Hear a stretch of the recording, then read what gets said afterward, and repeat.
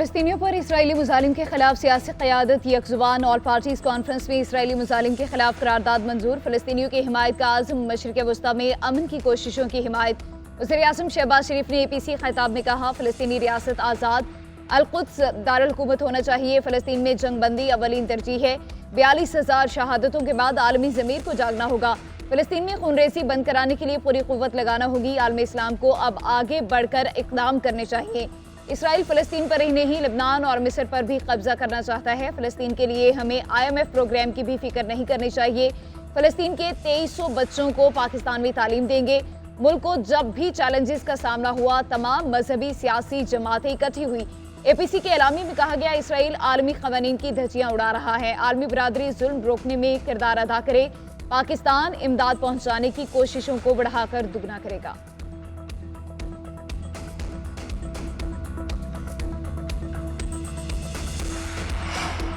Israel फ़लस्तीन में नस्लकुशी कर रहा है। आलमी बरादरी फ़लस्तीन में नस्लकुशी रोकने में नाकाम हो गई। फ़लस्तीन के 2 रियासती हल के बगैर मशरिक़ वस्ता में अमन नहीं हो सकता। सदर आसिफ अली ज़रदारी का ऑल पार्टीज़ कॉन्फ्रेंस से खिताब। 42,000 के करीब फ़लस्तीनी शहीद, 1 लाख के करीब जख्मी हो चुके हैं। तालीम और सेहत इंफ्रास्ट्रक्चर का निज़ाम तबाह हो चुका है। अब इसराइल ने लिबनान, शाम और यमन पर भी जंग मुसल्लत कर दी।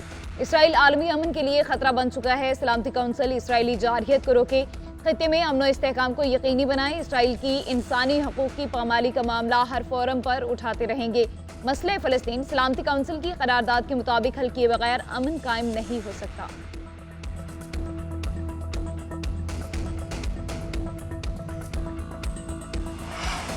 इसराइल फ़लस्तीनियों पर जुल्म ढा रहा है। मासूम बच्चों को शहीद किया जा रहा है। फ़लस्तीनी बच्चों की तस्वीर देखकर दिल खून के आंसू रोता है। दुनिया ने खामोशी इख्तियार कर रखी है।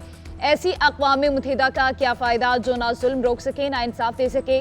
साबिक़ वज़ीर-ए-आज़म नवाज शरीफ का ऐवान सदर में और पार्टीज़ कॉन्फ्रेंस से खिताब।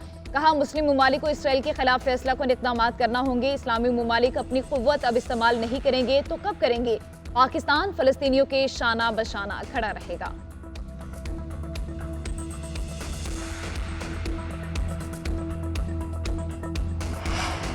फ़लस्तीन के मामले पर पूरा पाकिस्तान एक पेज पर है। कुछ गैर मुल्की ताकतों को गलत फहमी है कि पाकिस्तान की सियासी क़यादत तकसीम है। APC से दुनिया को यकजहती का पैगाम जाएगा।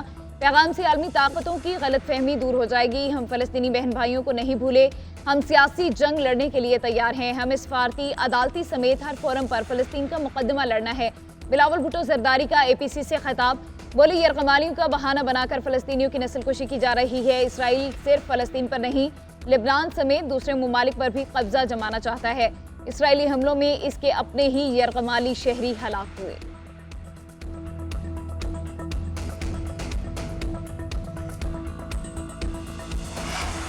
JUI और जमात इस्लामी के 2 रियासती हल की मुखालफत। मौलाना फजलुर रहमान ने APC से खिताब में कहा, 2 रियासती हल का जवाज न शरई, न सियासी और न जोग्राफियाई तौर पर मुमकिन है। इस खित्ते में यहूदियों की आबादकारी का कोई जवाज नहीं। इसराइल को तस्लीम करने या ना करने की बहस पर ताज्जुब होता है। कायद-ए-आज़म मोहम्मद अली जिन्नाह ने इसराइल को मगरिब का नाजायज़ बच्चा कहा। उसे तस्लीम करने का सवाल ही पैदा नहीं होता। इसराइल के खिलाफ यकजहती का मुजाहरा करना चाहिए। हाफिज नईमुर रहमान बोले, 2 रियासती हल और 1967 की पोजीशन की बात नहीं होनी चाहिए। हम इसराइल को रियासत नहीं मानते। जो कुछ इसराइल कर रहा है उसे नस्लकुशी के अलावा और कोई नाम नहीं दे सकते। इसराइल एक काबिज रियासत है। इस प्लेटफॉर्म से आज़ाद फ़लस्तीनी रियासत का पैगाम जाना चाहिए। पाकिस्तान में हमास का दफ्तर कायम होना चाहिए।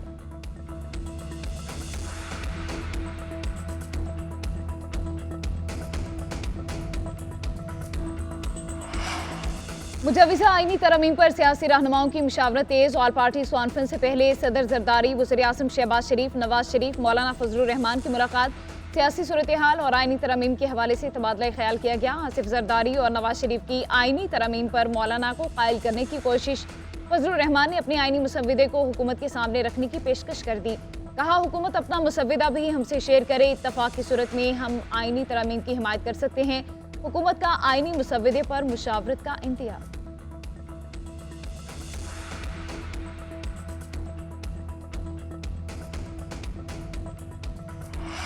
कराची में एयरपोर्ट के करीब धमाके की तहकीकात में पेशरफ्त। खुदकुश हमलावर की गाड़ी का रिकॉर्ड मिल गया। तहकीकात का दायरा बलोचिस्तान तक वसी। सिक्योरिटी काम ने मुबैना खुदकुश हमलावर की शनाख्ती दस्तावेजात हासिल कर ली।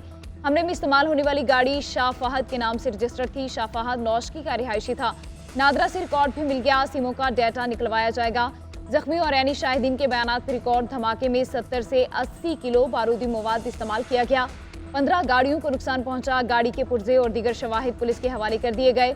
बम डिस्पोजल यूनिट की रिपोर्ट, धमाके में 2 चीनी बाशिंदों समेत 3 अफराद हलाक, 17 जख्मी हुए। उधर खुदकुश बमबार शाह फहद के कराची में एक और होटल में क़याम करने के शवाहिद सामने आ गए।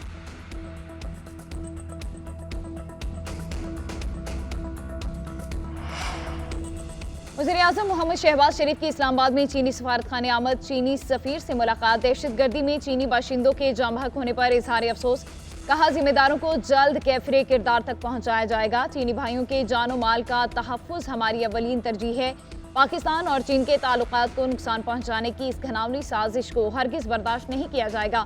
बाकी की तहकीकात में ज़ाती तौर पर खुद निगरानी करूंगा। गैर मुल्कियों के लिए सिक्योरिटी इंतजामात को मजीद मजबूत किया जाएगा। चीनी सफीर का पाकिस्तान के फौरी रद्द-ए-अमल और तहकीकात के आगाज़ पर वज़ीर-ए-आज़म से इज़हार तशक्कुर।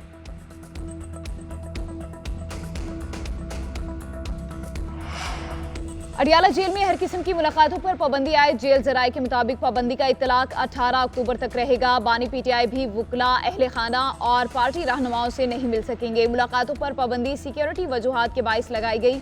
शंघाई ताउन तंजीम इजलास के बाइस जुड़वां शहरों में सिक्योरिटी सख्त है। पाबंदी का इतलाक आम कैदियों पर भी होगा। उधर एहतसाब अदालत में 190 मिलियन पाउंड केस की समाअत बगैर कार्रवाई मुलतवी।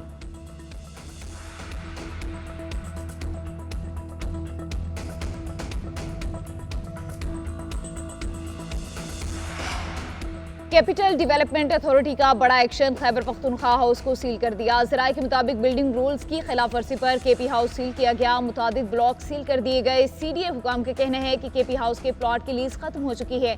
तजदीद के लिए कई नोटिस जारी किए गए। प्लॉट पर गैर कानूनी तामीरात की गई।